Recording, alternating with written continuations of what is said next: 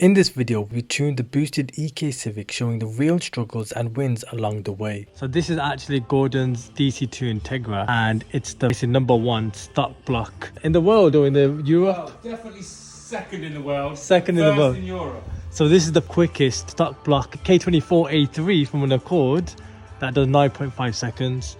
And on the last run, it broke a rod.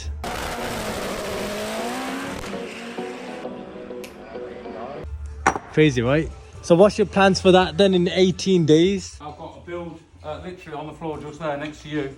I've just had them all balanced. Oh, so mad. I've got new rods, pistons, crank, I've got a sleeve block, I've got a head being built that I've got to finish. I've got to get it all together and in the car.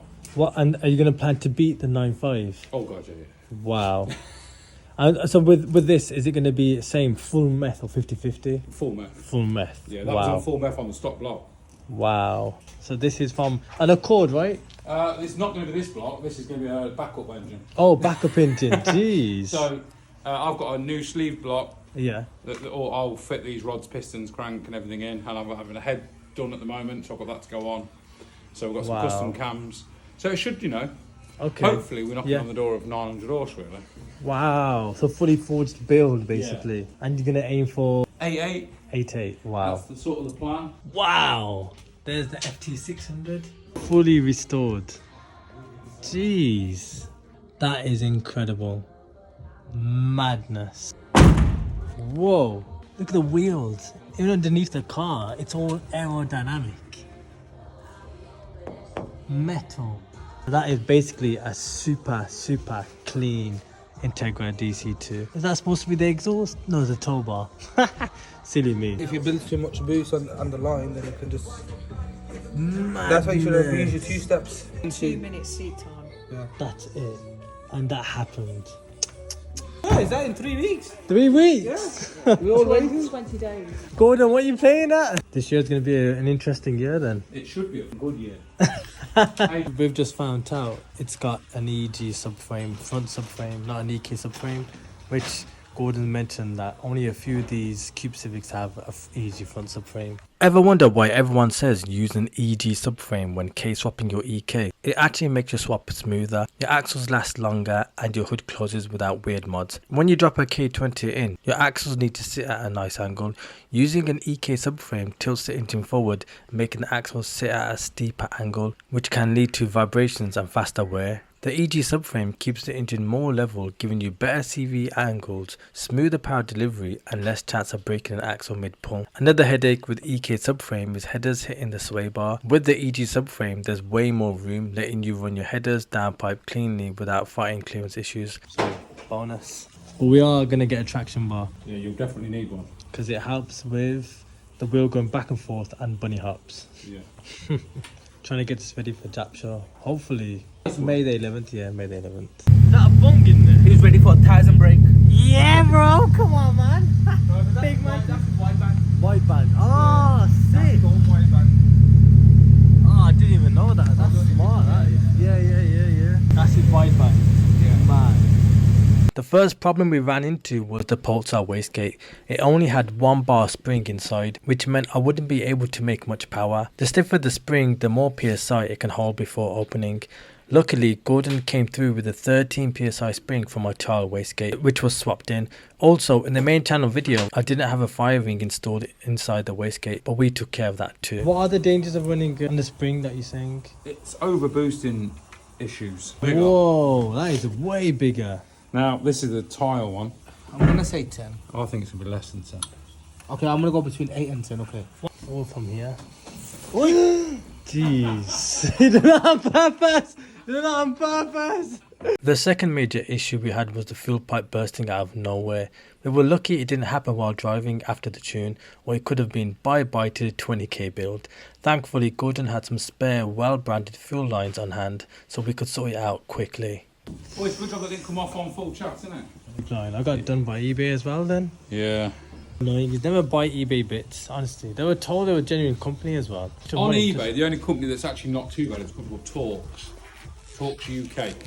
That's where... Is that where you got it from? I promise you. I gotta show people on YouTube. So, bought from Talks. Torque UK to be precise. Look at that. Doesn't come out great. Again, Gordon has saved the day. Brand new lines from America. Old fittings. With old fittings, but from America. So this ain't gonna leak now. If it does leak, we'll come back. I'm joking.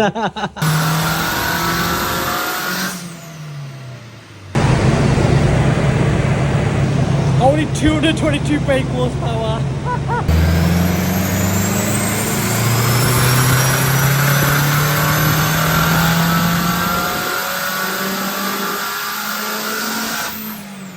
That's what we're so far.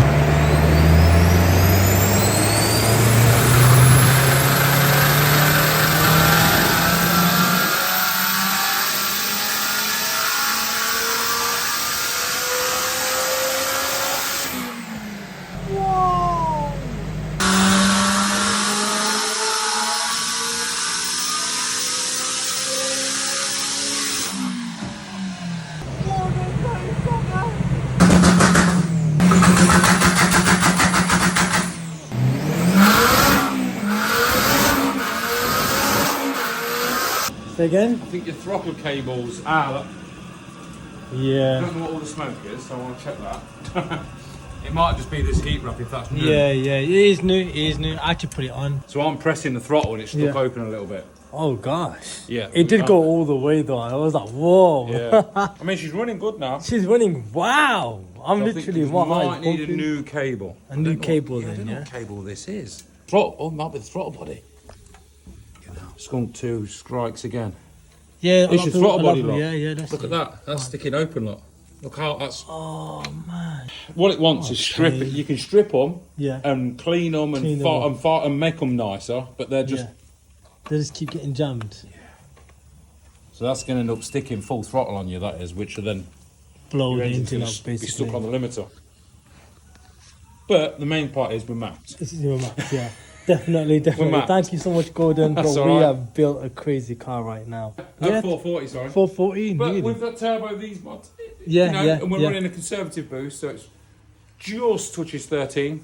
So, you know, when you want a video of a rod coming out, we'll turn the boost up. Yeah, of course we are. This is only the beginning. My missus' car did 9.5. We don't really know what power it was. Yeah. That must have been 600, just over. The rod's are weak. Yeah. And the Change pistons rod. crack, so you've got to try and define on how much boost and timing and fueling and getting everything right to keep it together for a period. Wow.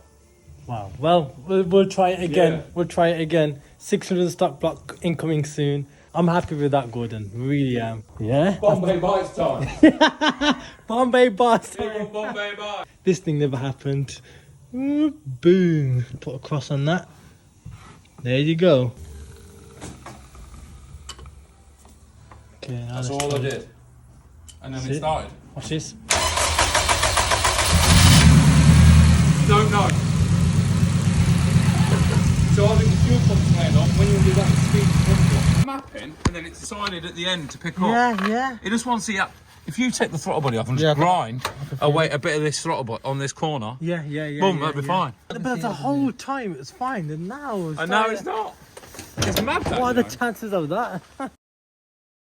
So all in all, with the experience of getting the Civic tuned by Gordon Street Racers, it was very hospitable. He did what he could to solve every issue, and on the day where I had problems with fuel pipes, problems with the wastegate, he still managed to source it with his own parts. He had it all in-house. He didn't charge me. We replaced those parts and got the car tuned on the same day instead of rescheduling it based on some of the parts that failed. The tune itself was £550 and it usually takes a couple of hours. My recommendation for anybody wanting to get their car tuned, I'd recommend buying all proper parts, iron out all the issues before you get the car tuned, and never ever rush it like how I did. If you like do a lastminute.com and you're thinking you want to wing it and you want to get your car tuned, just bear in mind if something goes wrong, you've obviously wasted that day of tuning. You have to reschedule it, rebook in, and it'll cost you more in the long run. We had limited spring